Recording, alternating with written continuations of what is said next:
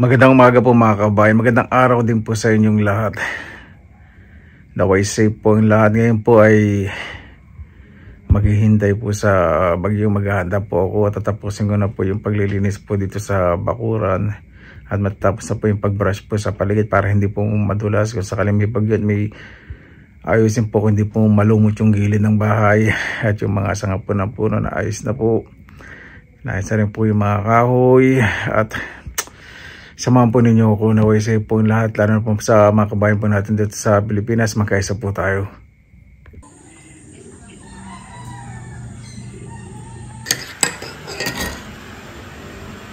Ayun po mga kabayan, mamayang gabi daw po yata o bukas di ba ng umaga na linggo, baka bumaba na po yung bagyo, kaya ingat po tayong lahat. At ano na masasabi mo sa mga tulad mo na biglang dumadating, biglang dumarating na parang bagyo naman bubuisit dito, katulad ko sa makita ulo ko sa'yo kanina. Tama na nga yung pag-video mo. Tumigil ka na nga. Tama na nga yung pag-video mo. Hindi nga. Ano. Sabihin mo yung nararamdaman mo. Ako'y masaya at nakapasyal ako sa mga kamag-anak ko, sa lalo-lalo na dito kay Job, na pinsang kong pinakamabait at pinakapogi mabangis ang pagmumukha na walang kapal-kapal. Hindi, seryoso, kasi darating po yung bagyo po yata dito sa Bulacan.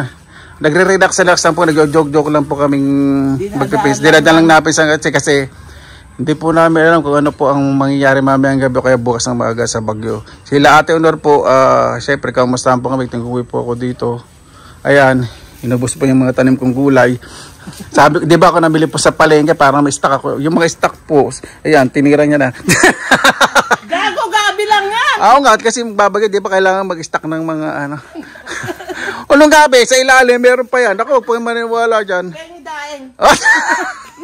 Wala akong daing. Inuuwi ko sa Finland yung mga daing. Kahit tingnan mo sa sardinas, mayroon. Wala rin pala sardinas. Hindi ka bumibili ni Freddy. Hindi ko bumibili ng daing. Sarapan naman yun. Gusto nga bagong na alamang Hindi, sasabihin mo kasi baka dumating ang bagyo mamayang gabi sa kabukas ng bagyo. Agad lang po kami, ganyan po kami ni Ate Honor. Nagbubunga nga po kami yan. Nagsasalitaan na minsan parang nag-aaway na. Pero ganyan po talaga yan. Kulitan lang po. Oo. Huwag kang masyado dubigit. Lawin mo tumatalisik sa camera. Tatagpalig sinabi nga wag. Wala akong laway. Ano mo lang laway mo? Wala akong matalisik na laway.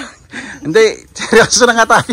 Hindi, pinangiti lang po namin kayo kasi siyempre yung panahon po nga iba. Ano masasabi ko kasi bukas? Basta masabi po na ako muna.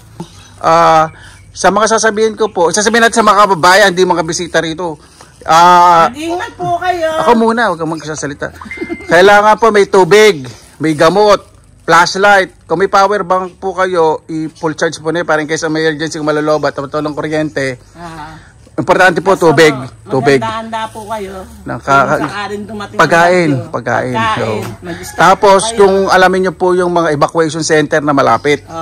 At kung kayo po, siyempre, kampante naman kayo na ayaw nyo lumipat, basta may komunikasyon po kayo, kahit anumang mangyari, alam ko nasan po kayo.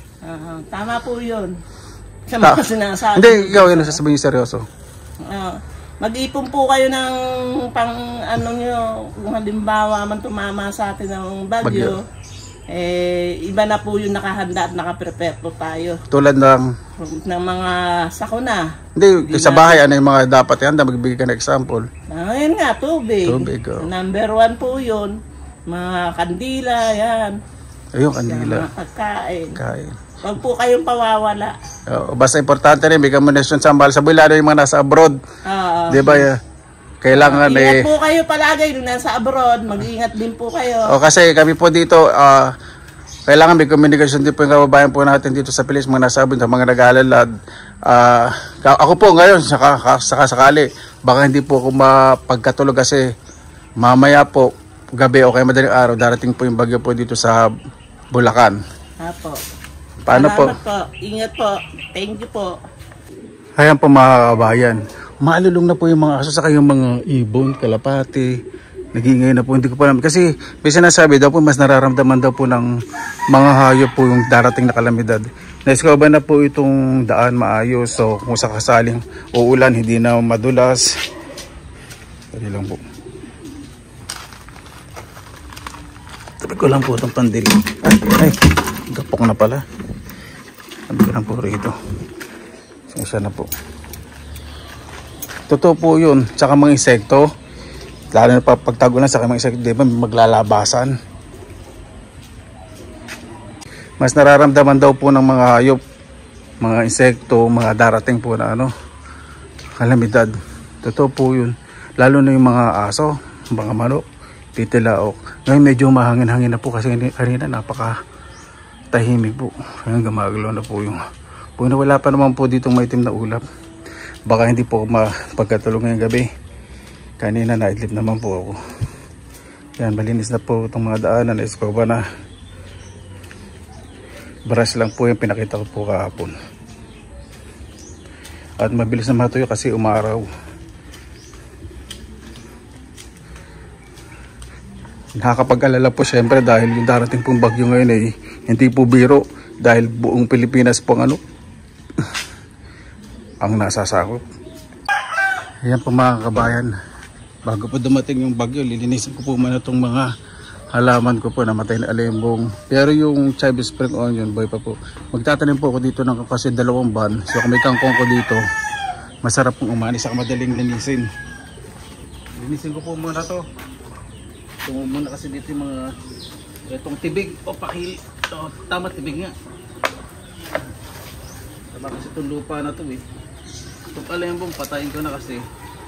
Patayin ko, tanggalin ko na. Tuyo na eh.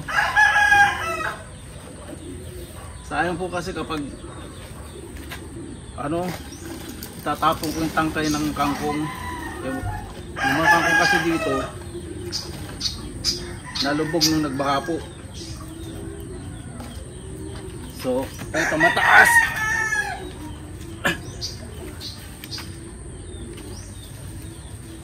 Yung kangkong kasi pag nakatanim po sa lupa at nalubog, bubulok. Pero kung nakibabaw sa tubig yun, okay, tagal mo matay. Dali. Tatanggal dito ugat na to.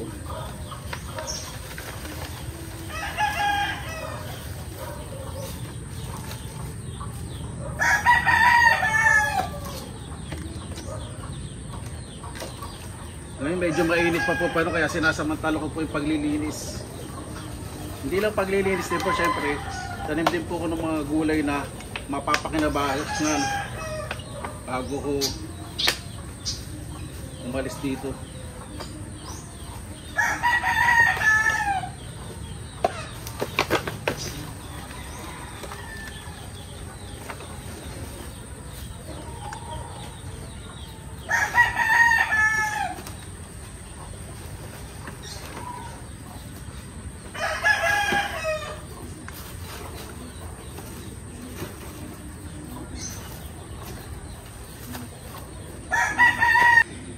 Ayan, may danim din po pala akong strawberry dito. Tagal na. Nising wala lang.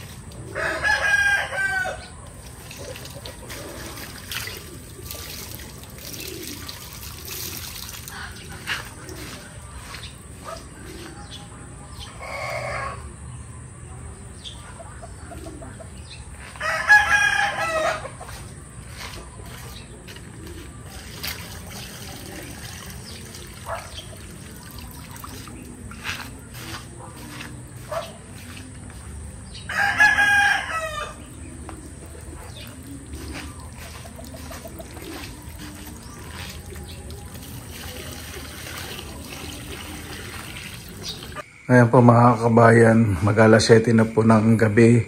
Maingay po ang kuliglig. Yung cricket po, yung narinig po ninyo, sobrang lakas po ng ingay. Di ba pag malakas po ang kuliglig, saka yung mga palakay maingay din po, marinig po ninyo.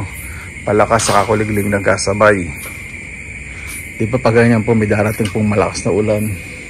Ito po para sa akin kakaiba kasi napakalakas ng ingay ng kuliglig saka ng mga palaka. Tapos yung tit tit tit, narinig nyo po. Ang mga insekto po mas nararamdaman po talaga nila yung mga kalamidad. Minsan yan po yung call po nila sa bawat isa na maganda po. Tapos napakatahimik po ng panahon sa lugod bahay po. Siyempre may school yung basketball kung may nagbabasketball. Hindi po matutulong ngayon. Kasi siyempre ito po yung bagyo na kakaiba po talaga. Ayoko pong mag-relax. Hindi ko naman po sinasabi na mag-worry po ang lahat o mag-panic. Kailangan po maging handa. Ako naghahanda lang po talaga. Naka fully charge na po yung power bank ko. May mga flashlights na po ako naka-set up at kandila. Kung gagamit po ang kandila, ingat po ah. Tapos kung may mga solar light po kayo sa labas, okay po yun. Pero mas may na po plastic kasi baka mamaya pag hinangin po. Ay nako. Ayan po mga kabayan, hindi po matutulog ngayong gabi. Kasi sabi darating daw po ngayong gabi o kaya bukas ng madiling araw po ng linggo. Basta ingat po tayong lahat. Sikapin po natin may komunikasyon po sa lahat. Kung sa tingin po niyo safe po sa lugar po ninyo, ang importante po may komunikasyon po kayo sa lahat. Update nyo po yung mga kasama po ninyo. Na dito ako ngayon sa bahay, ganun. Update po ninyo. Para hindi po sa mga galaw, tawagan po ninyo. Siguraduhin na may mga load po kayo. Ayun po importante po sa ngayon. Lalo na po sa magkakapitbahay, magkaisa po tayo. Yung mga mahal natin sa boys abroad, mag-message tayo na lagi nating update na safe po tayo. Paano po? Ingat po sa lahat at maging handa po tayo ngayon. Magdasal po tayo sa Panginoon. Isuko po natin lahat. Paano po? Maraming salamat po sa inyong oras sa ila sa Pinilangan Lakbay. Basta lagi po tayong positive vibes, good vibes. God bless. Ingat po lagi, magandang araw. Laban lang.